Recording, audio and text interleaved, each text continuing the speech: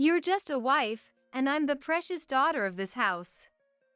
Wives are like housekeepers, right? You should just keep quiet and do as I say. Got it?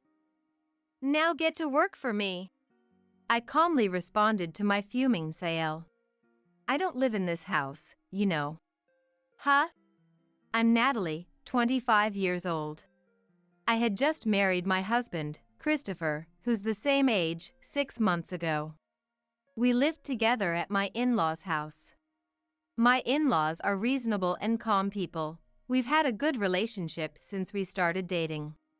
It was meant to be a temporary arrangement until our new home under construction was finished, but my in-laws warmly welcomed us. Once we got married, there was no sudden change in their attitude towards me. We lived together, respecting each other. Surrounded by my loving husband and kind in-laws, my married life seemed smooth sailing, but there was one thing that concerned me. That was my SIL, Mia. Mia, my husband's younger sister by a year, has disliked me from the first meeting.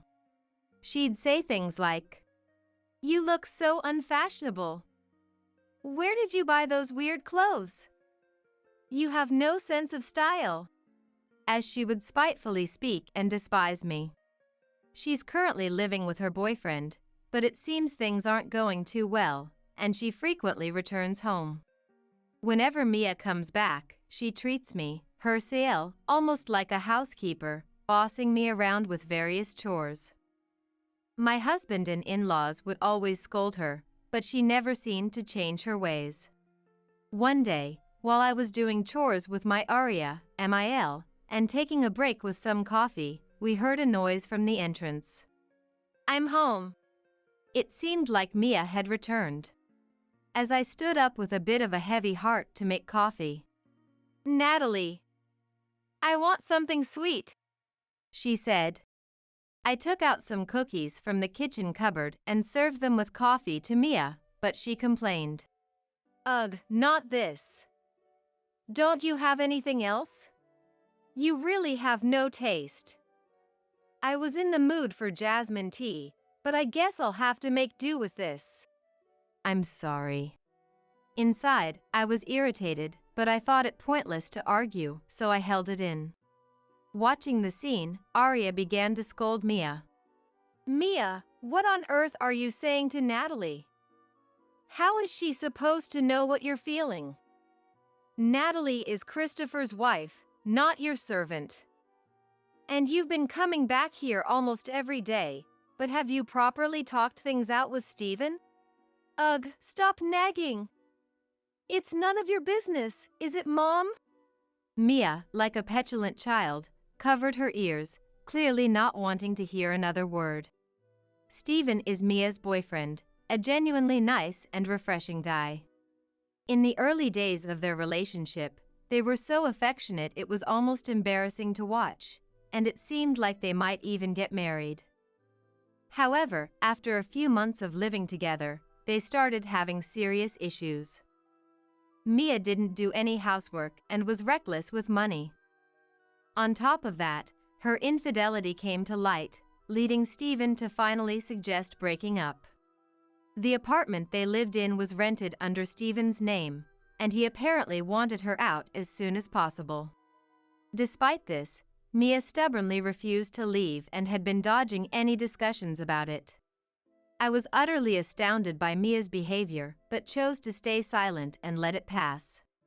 Even if I offered advice, I doubted she would listen. Aria, addressing Mia, said, "Think about Steven's feelings, not just your own. If you've done something wrong, you should apologize first." She spoke as if gently admonishing a small child, but Mia was just defiant and didn't seem to take it to heart. By the time Mia left, Aria was completely exhausted.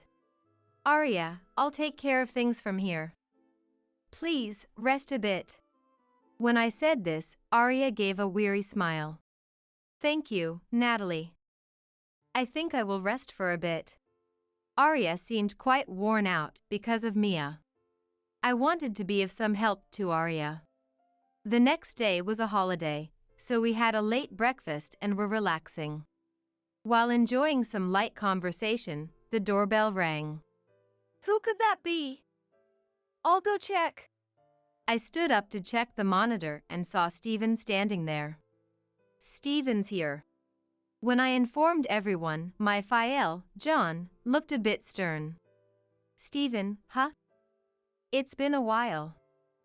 Let him in. I went to the door and invited Steven into the living room. When Steven and I entered the living room, my in-laws bowed deeply, clearly feeling very sorry, and apologized to him. Steven, it's been a while. We are truly sorry for what our foolish daughter has put you through. It must be our fault for how we raised her. She's an adult but can't differentiate between right and wrong.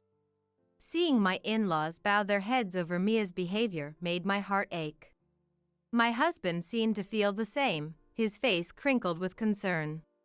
Then Steven, looking troubled, spoke up. Hello everyone, it's been a while. Please, raise your heads. It's not the parents' fault. I came today because I have something I need to discuss with you. We'll do anything we can. Please, don't hesitate to ask, Arya said eagerly. Steven continued. Thank you. I'm sorry to have to say this, but I need your help convincing Mia to leave the apartment as soon as possible. I trusted her and allowed us to live together, and I'm deeply sorry it's come to this.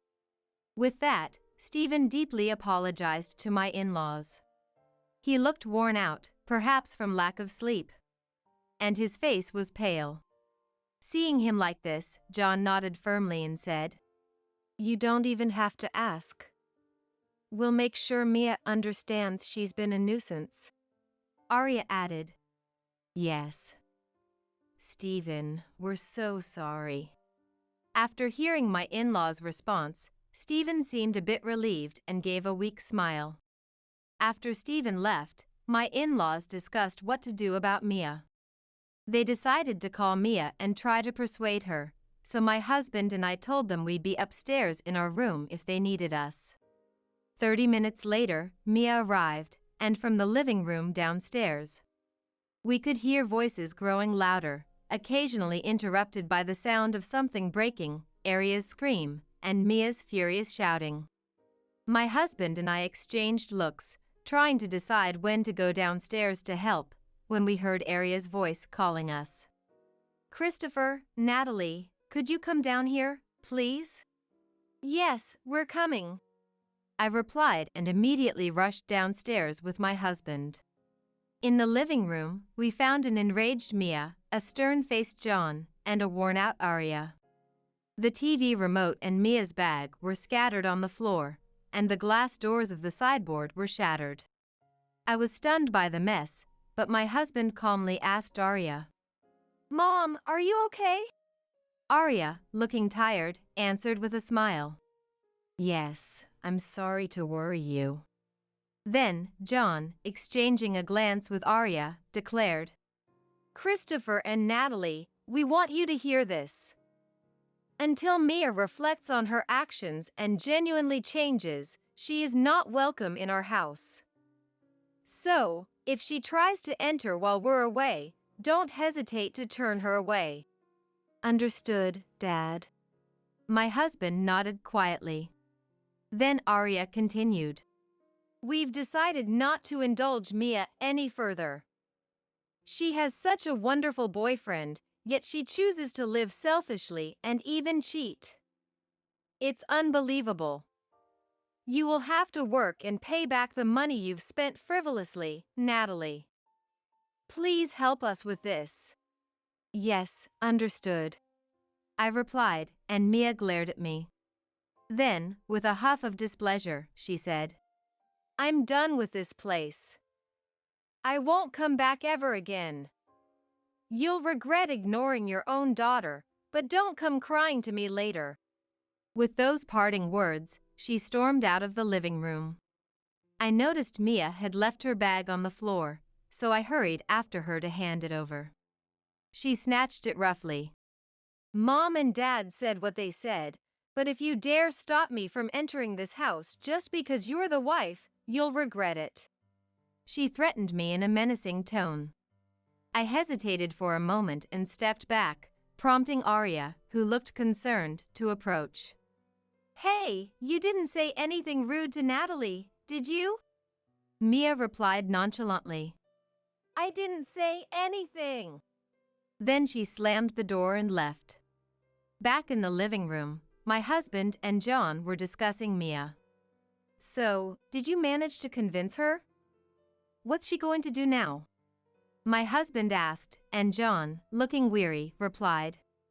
For now, she's agreed to leave Stephen's apartment. I guess she'll rent her own place and start paying back the money she's spent. 3 months later, our lives, once heavily affected by Mia, started to regain some peace. Stephen called to thank us, saying Mia had moved out after their discussions. However, we hadn't heard from Mia at all, and we had no idea where she was or what she was doing. While I did feel a bit worried about her, I was mainly relieved. Then, one day, without any warning, she returned. John and my husband were at work, and Arya had gone out shopping with a friend when the doorbell rang. I checked the monitor and saw Mia standing there. Before I could respond, she unlocked the door and entered the house. The place looks quite different since I've been away. Did you get rid of most of the furniture or something? Oh, you're here? How dare you ignore me ringing the doorbell? Are Dad and my brother at work? Where's Mom? Mia entered, talking loudly to herself. She was carrying lots of luggage, including a large suitcase and a duffel bag. With a sinking feeling, I answered. Arya went shopping with a friend. Mia casually opened her duffel bag, dumped a pile of laundry at my feet, and said, Please wash these by tomorrow. I'll run out of clothes to wear if you don't do it quickly. What? Stunned, I stared at her, and Mia, looking angry, went on a tirade. What do you mean, what? How dare you talk back like that? You're just a wife. I'm the daughter of this house. Mia, I tried to interject, but she continued her rant like a machine gun. Oh, and I'm thirsty. Since nothing good comes out when I leave things to you, I'll specify what I want today. I'm in the mood for a café au lait, and I'd love a scone with lots of chocolate chips. If we don't have them at home, go buy some. I'll wait for about 5 minutes. As she acted as if the recent confrontation hadn't happened, I felt the need to clarify. Did you inform the in-laws that you'd be coming back today, Mia? She answered nonchalantly, as if it were the most natural thing. No, I didn't. If I had told them in advance, they might have changed the locks. But I'm sure once we talk, Dad, Mom, and even my brother will welcome me back. After all, I'm the beloved daughter of this house. Flabbergasted by her overly optimistic view, I firmly stated. Then please leave. I cannot go against their wishes when they haven't forgiven you. Mia, visibly irritated, snapped back. What? Why should I listen to you? You're just a wife, and I'm the precious daughter of this house. Wives are like housekeepers, right? You should just quietly do as I say. Now get to work for me. I calmly faced the furious Mia and said, I don't live in this house, you know. What? My response seemed utterly unexpected to Mia, and she made a strange noise. While Mia stood there, dumbfounded. Hello, everyone. Arya's cheerful voice came from the entrance. I just ran into Christopher and the others. Following Arya, John and my husband also came home, and the house suddenly became lively. The in-laws and my husband were visibly shocked to see Mia. After a few seconds of silence, John spoke up forcefully. Mia, why are you here? We said you're not welcome until you deeply reflect on and regret your actions. Mia was taken aback by John's sternness, but soon returned to her usual demeanor. I've reflected on my actions. That's why I came back. Please forgive me. I'm the daughter of this house, after all. Her voice was pleading, but John's expression remained grim. Arya and my husband seemed to share John's sentiment, as neither of them came to Mia's defense. Realizing she was at a disadvantage, Mia turned her attention to me and said with a malicious smirk, "By the way, Natalie just said she doesn't live here. What did this woman do? Getting kicked out of her home must mean she did something terrible." Confused by Mia's words, my husband replied, "Huh? We haven't done anything." Mia, perplexed, continued, "What? You mean my brother was kicked out too? I don't understand. What's going on?" I answered calmly, "We weren't kicked out. Christopher got a job transfer, and since our new home is ready, we decided to move." My husband added, "That was the plan all along, but the official orders only recently came through. The new place is in the countryside, but it's a nice town. Clean air, delicious food. And it's not just us moving, Dad and Mom are relocating too." Their faces bright with excitement, the in-laws chimed in. "That's right. We're going to live a leisurely life in Hawaii from now on. We've been preparing for this move for years. Fortunately, we found a buyer for this house quickly." Then Mia became terribly agitated and started to make a fuss. "Wait a minute. You're selling the house? That's why there's hardly any furniture left. I didn't know anything about this. I came back planning to live here. What am I supposed to do now?" "Stop being so selfish. You're an adult. Take responsibility for your own actions." Arya scolded her, and Mia burst into tears. While occasionally glancing at us, John, looking exasperated, said, "We heard it from Stephen. Your affair was with a married man, right? Besides paying Stephen back, you're in trouble because the man's wife is demanding compensation. But that's all your own responsibility." When Mia realized there was no chance John would forgive her, she furiously lifted some of the remaining furniture and tried to throw it at my husband and me. "I hate all of you. Damn it." As Mia was about to lash out like the other day, John and my husband managed to restrain her, and Arya didn't hesitate to call the police. Mia cried and threw a tantrum like a small child until the police arrived. Afterwards, having nowhere to live, Mia was seen sleeping in parks and internet cafes, doing day labor to barely get by. She used to look like a neat, modern young woman, but now she's completely changed and looks much older. My husband and I moved smoothly and are living peacefully in our new home. The in-laws, who moved to Hawaii, seem to be living leisurely and comfortably, just the two of them. We frequently have video calls with the in-laws, maintaining a good relationship just like when we lived together. Today, being a holiday, the whole family was on a video call with the in-laws. On the computer screen, the in-laws appeared tanned and were smiling warmly. They were playing with our child on the screen. Our baby, still an infant, watched them with a vague expression. Suddenly, our child smiled brightly, and the in-laws cheered with joy. These simple moments of everyday life felt incredibly precious to me. Nobody's going to buy your paintings. Instead of wasting your time on that, you should get a part-time job. Timothy tore up the exhibition tickets right in front of me. Silently, I stared at the pieces scattered at my feet. Tears began to overflow. Becoming an illustrator was a dream of mine since childhood. I had finally realized that dream and managed to hold an exhibition. But it was denied. every time I painted, Timothy, as well as my father-in-law Brian and mother-in-law Donna, made faces of disdain. Still, I endured and lived on. I never neglected household chores. After our daughter Cynthia was born, I managed parenting as well.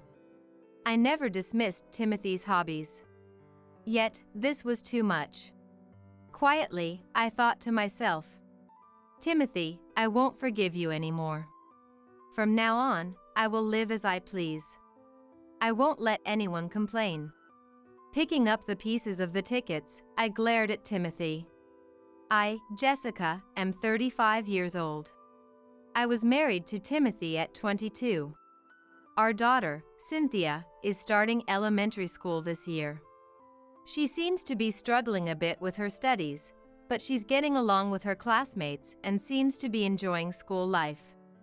As a mother, it's a relief. After sending Timothy and Cynthia off and finishing the housework, I sit at my desk. My job is an illustrator. As a freelancer, I mainly take commissions from individual clients. Sometimes I get called by corporations, which makes me especially nervous. While requests have started to come in consistently, my family has never recognized my work. We live in a second-hand house, cohabiting with Brian and Donna. Brian and Donna don't work and are at home all day. They never help with the housework. They mainly complain about my cooking and berate me for only painting.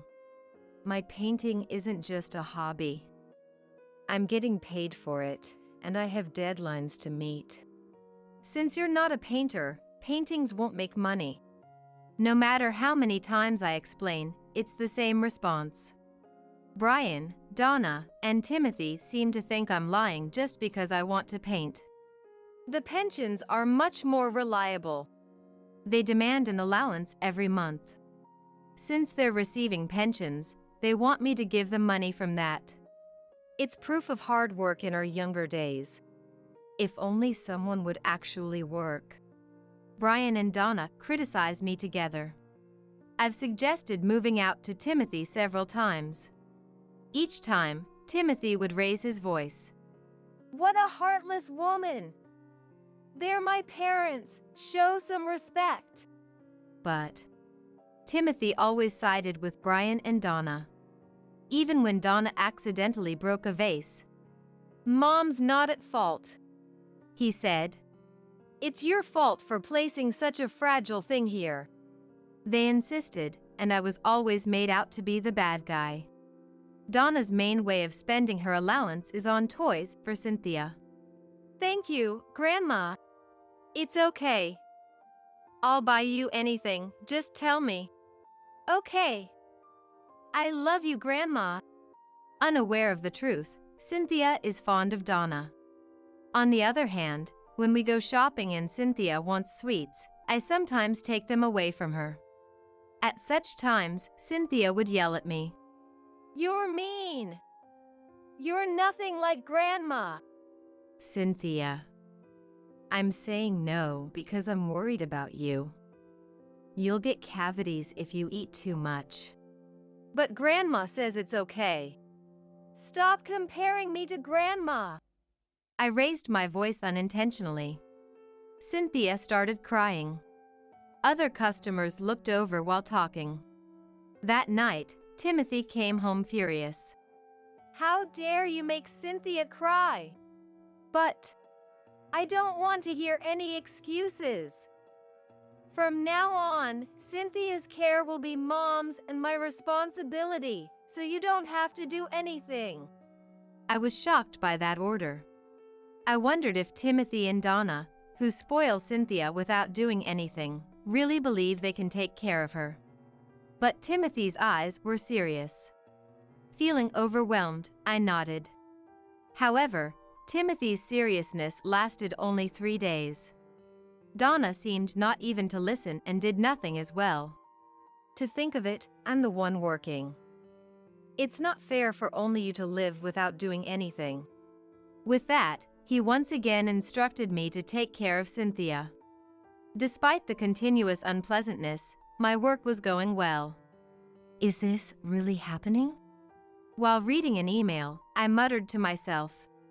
A client, with whom I had corresponded a few times, had invited me to an exhibition. Excited, my cheeks flushed. I checked the email several times, savoring the fact that it was true. To hold an exhibition, I needed many paintings. There were repostings of past works, but the main content was still new creations. I started creating with more passion than ever before. I always worked late at night when my family was asleep. Even if my family didn't acknowledge me, there were people who appreciated my paintings. That alone made me feel like I could keep going no matter what. The exhibition was fast approaching next month. After delivering several new pieces, all that was left was to wait for the event. Tickets for the day of the event were sent to me. There were 3 tickets. It was a thoughtful gesture from the organizers for families. I was uncertain. Would Timothy come with me? Maybe the success of the exhibition could make him acknowledge my career as an illustrator. I decided to invite Timothy. Hey, Timothy. What? At that moment, Timothy was watching TV. A baseball game. It was a game featuring the player Timothy supports. Engrossed in the TV, Timothy said, "I'll be going out next month. I've got plans to drink with friends." Oh. Can't you make some time? Why should I? My work has been recognized, and there's an exhibition coming up. I was hoping you could come see it. Timothy silently watched the TV. Impatiently, I repeated, "It's my first exhibition. A regular and important client organized it, and there will be new paintings." What are you talking about? Finally, Timothy looked my way. His eyes were twisted in contempt. Don't drag me into your playtime. It's not play. The paintings on display might even sell. Your paintings? Nobody's going to buy them. Instead of wasting time on that, you should get a part-time job. Timothy shouted. He snatched the tickets from my hand. And then, he tore them up right in front of me. The pieces scattered at my feet. I stared at the pieces in a daze. I was speechless. Only tears overflowed. Picking up the pieces of the tickets, I thought to myself, Timothy will never understand my profession. I have never dismissed Timothy's hobbies. But Timothy would not allow me to have hobbies, nor to make them my job. I've reached my limit. I found myself glaring at Timothy. I can't take it anymore. I blurted out. Saying it out loud, I felt my resolve harden. I should leave Timothy. Honestly, divorce had always been on my mind. The divorce papers were kept in a drawer in my room. But every time I thought of handing them to Timothy, I remembered Cynthia. Cynthia needs both her parents. And if I took her and left the house, she would have to transfer schools. That's why I've been enduring it all this time. But that ends today. Hey, Jessica? Ignoring Timothy's call, I returned to my room. I gathered my things and filled out the divorce papers. This is it. Nodding to myself, I headed to Cynthia's room. Cynthia seemed to be doing her homework, sitting at her desk. Mom? I'm sorry, Cynthia. Seeing Cynthia's face, I was overwhelmed with guilt. I hugged Cynthia impulsively. Cynthia was surprised. Cynthia. I've decided to leave this house. Huh? Innocence faded from Cynthia's face. Feeling sorry for Cynthia yet continuing, I said, What do you want to do, Cynthia? Stay here with Dad, or come with me? I thought she wouldn't come. Cynthia was fond of Donna, and I was always scolding her. With that thought and a wry smile, Cynthia surprised me. I'll go with you. Cynthia. I love the paintings you make, Mom. Saying that, Cynthia laughed. With a shy smile, she pointed to the desk. I'm imitating you. I want to get good at drawing too. No, Cynthia, you're already good. You'll be better than me in no time. I was tearing up. Cynthia had drawn a girl standing in a field of flowers. It was a theme I often enjoyed painting. I left the divorce papers on the living room table and left the house. Holding Cynthia's hand, we headed to my parents' house. Since I had explained the situation just before leaving, my parents welcomed us smoothly. To think Timothy was such a person. It must have been hard, Jessica. Yeah. Without a moment to rest, my mobile phone rang. It was Timothy calling. On the phone, Timothy was furious. Jessica! Where's Cynthia? Cynthia is with me. And it's her choice, so it's not kidnapping. Custody, no matter how much the parents argue, ultimately depends on the child's decision. I had read up on custody laws in preparation for the divorce, so I was informed. And Cynthia chose to stay with me. Is that Dad? Yes. Do you want to talk? Yeah. I handed the mobile phone to Cynthia. Timothy's voice softened immediately. Cynthia! Are you okay? Yeah. Dad, I'm sorry. But I want to be with Mom. What are you saying? You'll be unhappy if you're with Mom. Come back. Dad, that's not true. Cynthia said quietly. I was surprised she had become so articulate. Mom has always tried hard. I saw. But you said terrible things about Mom's paintings and hurt her. Cynthia, I'm worried about Mom. So, I'm staying with her. Saying that, Cynthia ended the call. She looked at me and laughed shyly again. I was stroking Cynthia's head. I thought I had no allies in that house. But Cynthia was watching. In the days that followed at my parents' house, calls and letters from Timothy kept coming. The content varied slightly, but the gist was the same. Give back, Cynthia. It's okay. You won't be handed over to that house. Thanks, Mom. I continued my work as an illustrator. Using a pen name unrelated to my real name, my communication with regular and important clients was unaffected. Unlike Brian and Donna, my parents are working. Cynthia was waiting at home for the school transfer procedures. Inevitably, I spent more time with Cynthia. Cynthia started asking me to teach her how to draw and help with her studies. I responded with a smile. There were household chores and my artwork. Yet, I couldn't neglect Cynthia, who chose to live with me. The day of the exhibition was drawing near. My father couldn't take us due to work, but I decided to go to the exhibition with my mother and Cynthia. Then one day, Coming. Cynthia cheerfully ran to the corridor when the doorbell rang. But she stopped at the entrance and came back. In a frightened voice, Cynthia said, Mom, Dad's here. I figured as much. I had thought he would come to visit eventually. I took a deep breath. I had no intention of letting Timothy into the house. I wouldn't even open the front door. I planned to have him leave immediately. What do you want? I asked in as cold a tone as possible. To my surprise, it was Timothy's response that startled me. Jessica, please come back.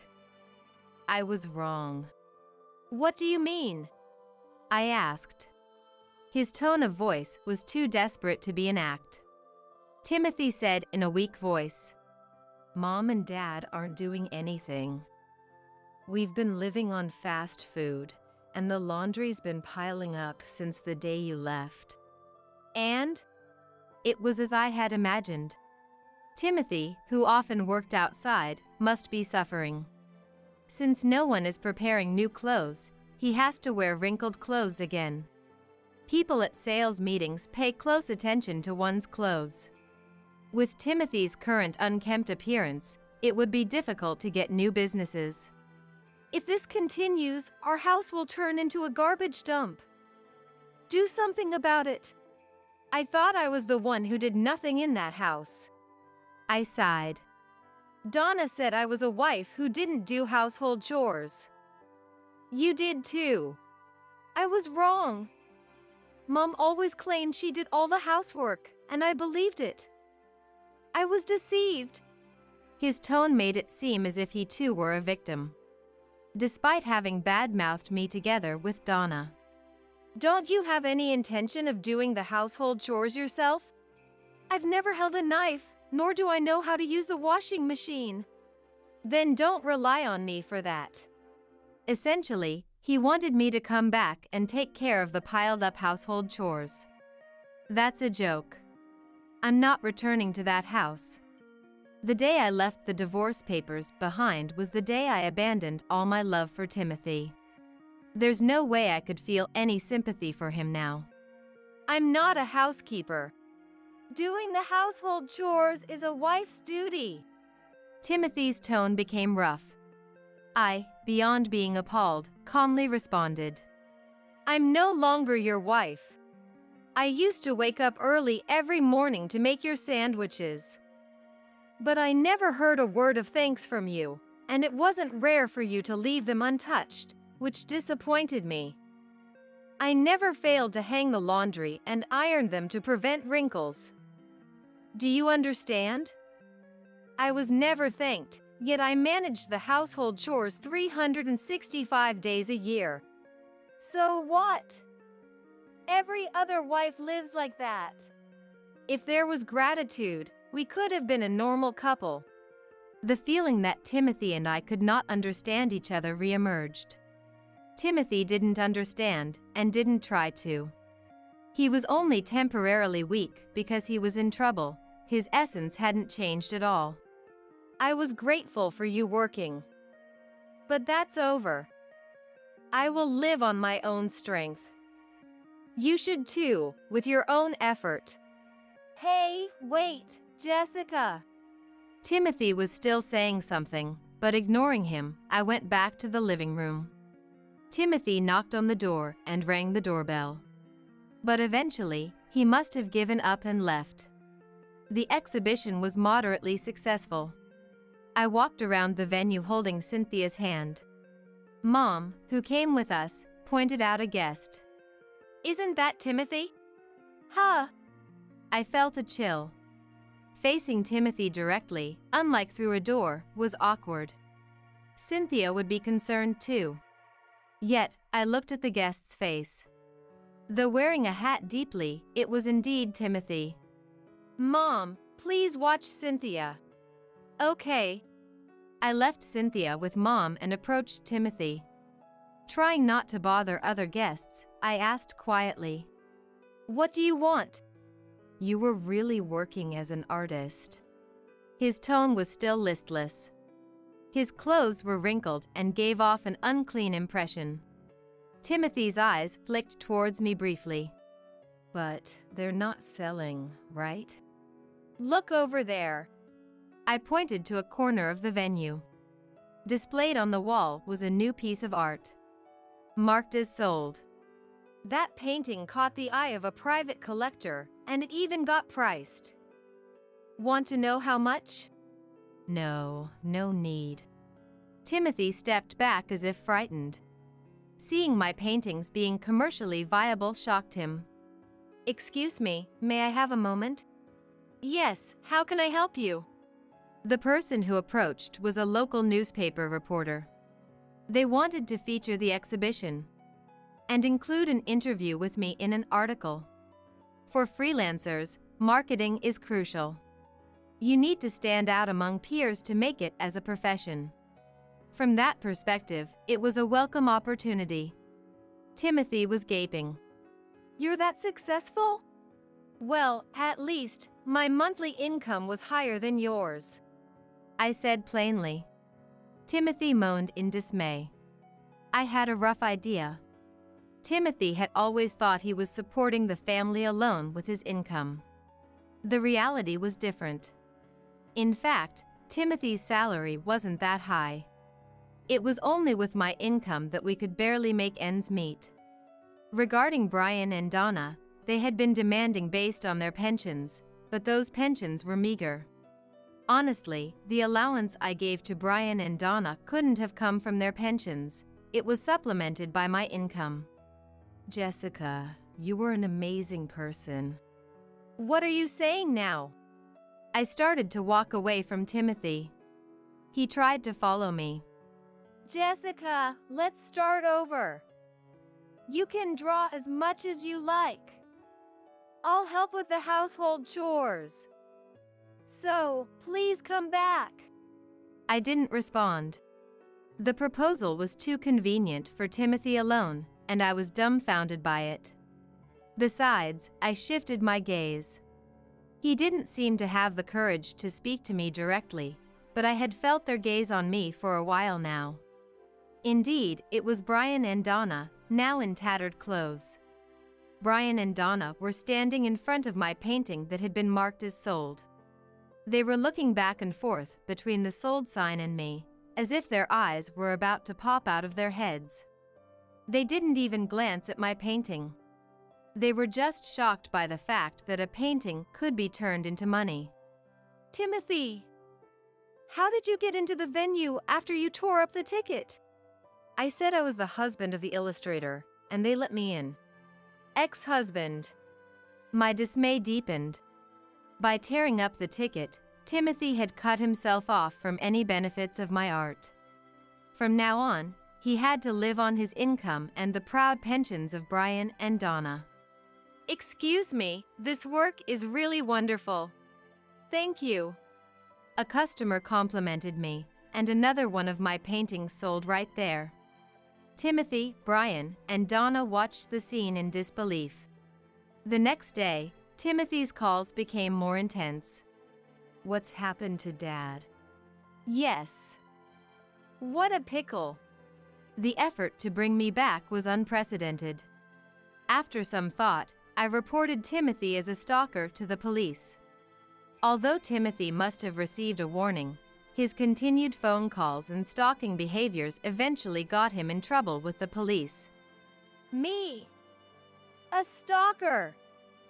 That's ridiculous. I'm her husband, he claimed, but the divorce was already finalized, rendering his protests meaningless. Faced with their son causing a police matter, Brian and Donna also left Timothy's side as if fleeing, likely followed by bad rumors wherever they went. My profession was not recognized by my family. That must have been tough. During the interview, I shared the pain of not being acknowledged for my work by Brian, Donna, and Timothy. The emerging creator is a tragic heroine, overcoming adversity to continue her work. That was the headline. I looked at the article as if it were about someone else. Tragic heroine sounded too sweet. It was tough. But now, it's different. I have Cynthia. I have my parents. And I have the voices of fans who need my work. Timothy. The ticket you denied had this much power. Though it was a local paper, the article improved my recognition as an artist. Work started coming in more than before, and I could support Cynthia on my single income. Staying with my parents indefinitely felt uncomfortable. I decided to rent an apartment with Cynthia, choosing a place as close as possible to her new school. My parents seemed regretful. You're always welcome to stay here. Yes, Jessica, you've been through a lot at that house. Thank you. But it's my life, I said as if to convince myself. The disgrace of depending on someone was something Timothy, Brian, and Donna had taught me. I would live taking them as a negative example. Cynthia brought friends home. She seemed to be managing somehow at her new school. Despite the inconvenience caused by her parents, Cynthia didn't use it as an excuse and lived positively. Mom draws pictures. Wow, that's cool. Since moving, Cynthia's speech had matured somewhat. She started practicing drawing seriously. Until then, she would whimsically draw girls in her free notebook, but she began showing interest in the equipment I used for work, spending more time watching me work. I'm going to be like you, Mom. Really? I'm glad. Then, want to try using this pen? Can I? Cynthia's cheeks flushed with excitement. It reminded me of myself when I got new notebooks or paints, and I smiled. Cynthia and I, we truly are mother and daughter. At first, Cynthia couldn't draw straight lines. Trying to draw, her lines would warp into squiggly blobs. But after many attempts, Cynthia's lines began to form into pictures. Her work with paints and colored pencils showed signs of improvement. Apparently, she's among the better artists in her class. Mom! Look! My teacher praised this picture. Really? Let me see. I was thrilled. It's my daughter's growth. There's no way I wouldn't be happy. I had only taught Cynthia the very basics. How to break down the human body into parts for easier drawing and the relationship between light sources and shadows. Other than that, Cynthia must have learned by watching my work and completed paintings. Cynthia might be more talented than me. I genuinely thought so, without exaggeration. Cynthia smiled shyly. I will continue to draw. For Cynthia. For my fans. And most of all, for myself, who never gave up on drawing no matter the circumstances.